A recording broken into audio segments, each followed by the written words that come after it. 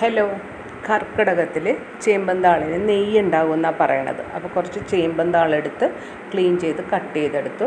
പച്ചമുളക്, കടലപ്പരിപ്പ്, കൊച്ചുള്ളി, കറിവേപ്പില, വെളുത്തുള്ളി.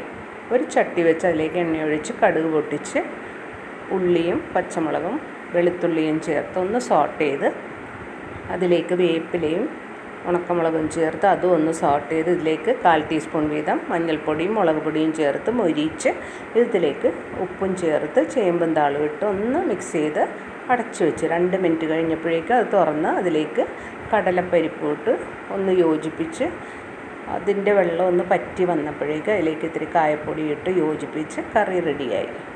ഇനി ഒരു പാത്രത്തിലേക്ക് കുറച്ച് ഇഞ്ചി ചതച്ചത്, ഉള്ളി, പച്ചമുളക്, വേപ്പില ഇട്ട് ആവശ്യത്തിന് ഉപ്പും ചേർത്ത് കുറച്ച് തൈരും ഇട്ട് മിക്സ് ചെയ്ത് ഇന്നത്തെ കറി റെഡിയായി. ടേസ്റ്റിയാണ്, ട്രൈ ചെയ്ത് നോക്കൂ.